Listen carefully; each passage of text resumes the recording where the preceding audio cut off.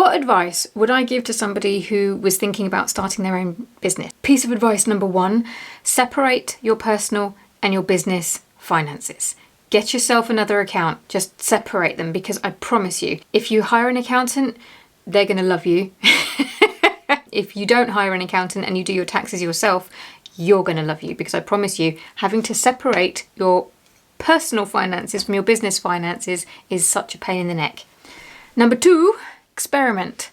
Trends continuously change. If you manage to hit on one, ride that wave while you can. But know that it will run out, and at some point you're going to have to find another wave.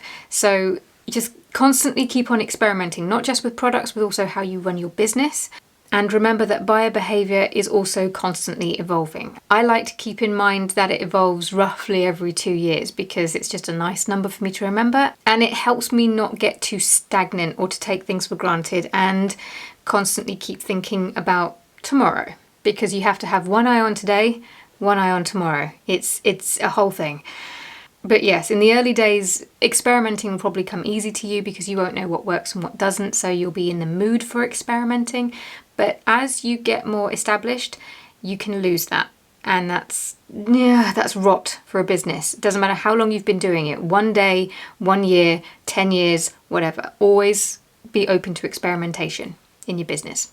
Number 3, and this one is linked to that last one, don't be afraid to drop what doesn't work for you. It's actually good business practice. You don't hold on to things too tightly. You don't get emotional about them or judgmental about yourself or it. If it either serves you or it doesn't. And if it doesn't, you let it go. I mean, obviously assuming that nobody is going to get hurt or you're not going to let anybody else down in the process. But if we're just talking about your products and making things and selling them and building your own business, the buck lies with you. So you're not a failure if you drop things. You are not a failure if you recognise that something isn't working and you let it go.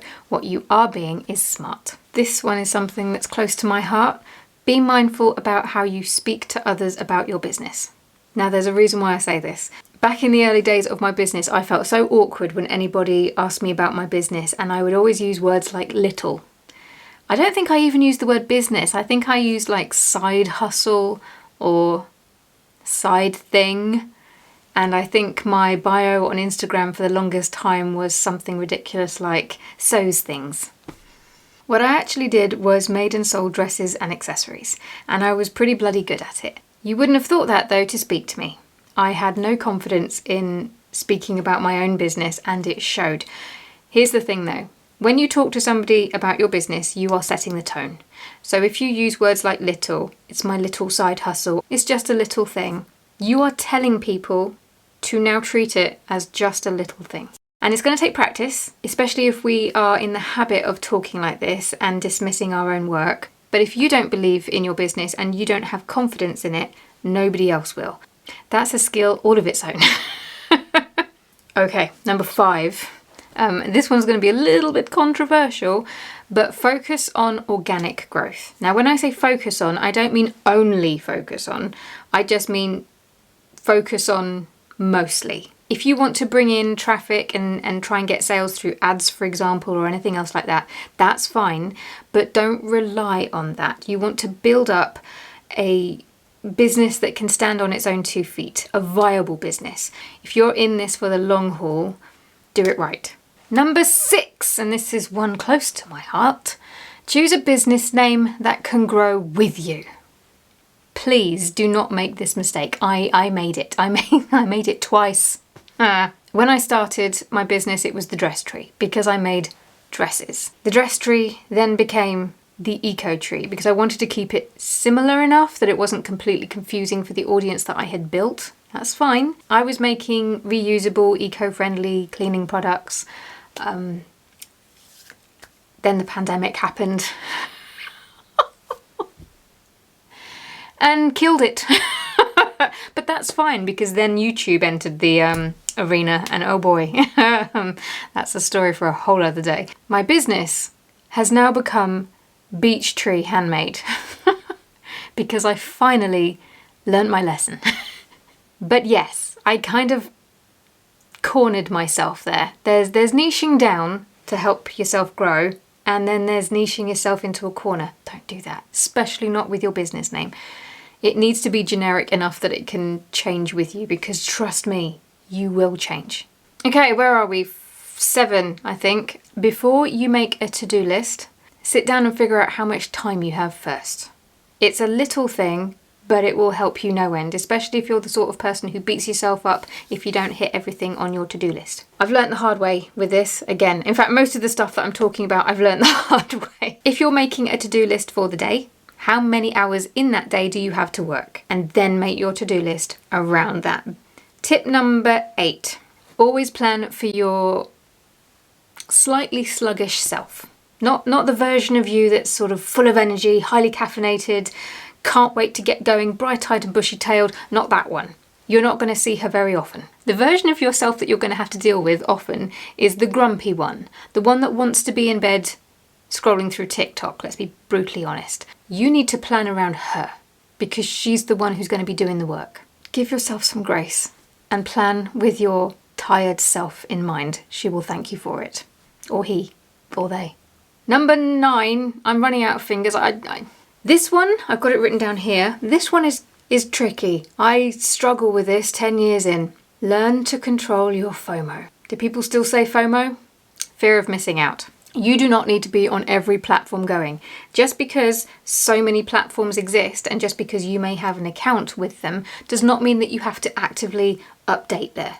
Prioritize where you can be, your time, your energy, and where you enjoy spending time and where your customers are. I mean, that's a whole other conversation right there. Knowing who your customers is so key, and I'll be doing videos all on that in the future. But as well as not having to be everywhere, you don't have to do all of the things. Now, many of you watching will have started with an Etsy shop, and Etsy have a lot of hoops that they expect you to jump through. And they do tend to use sticks to try and encourage people to jump through them. Cattle prods, I've said in the past. Here's the thing though, you don't have to do everything. You don't have to offer free shipping. I don't. You don't have to worry about being a star seller. I'm not. Still making sales. If something doesn't benefit you and your business, you can say no. This is going to sound so cliche, but it's true. If you say yes to something, you are saying no to something else, and vice versa. And that could be time, energy, or it could be another opportunity that's just around the corner that you would have had to have said no to because you'd said yes to this other one. Does that make sense? I know it does. Listen to me before I crack out my mum face. I've done it anyway. Okay, let's move on. Pay attention to signs of burnout. This one is something that I am getting better at, but only after falling on my ass a couple of times, severely. And I didn't even realise that burnout was what it was at the time, because we didn't really have the language for it at the time. You can't run a business if you're on the floor. So your mental health and your physical health, all of the things, you have to prioritise that. And nobody is going to come running in and do it for you. And make sure that you are carving out time regularly, consistently, preferably every single day, but at least whenever you can. Put it on your to-do list if you have to, but prioritise it. Because the moment you start feeling the tendrils of burnout creeping in, you've pushed it too far, and I've been there a couple of times over the last year or so. Be careful. Just be careful, look after yourself. That's all I'm saying. I'll put the mum face away now. And the bonus tip, well actually there's a couple of bonus tips because I do like these sayings. Done is better than perfect. You need to practice certain skills to get really good at them. So don't let perfection get in the way. Do the thing. Done is better than perfect. It's the hill I will die on. And lastly, a year from now you'll be glad you started. I know, it's a cliche, but it's true. All right, I'm done. I'll stop talking to you. Go off and build your business.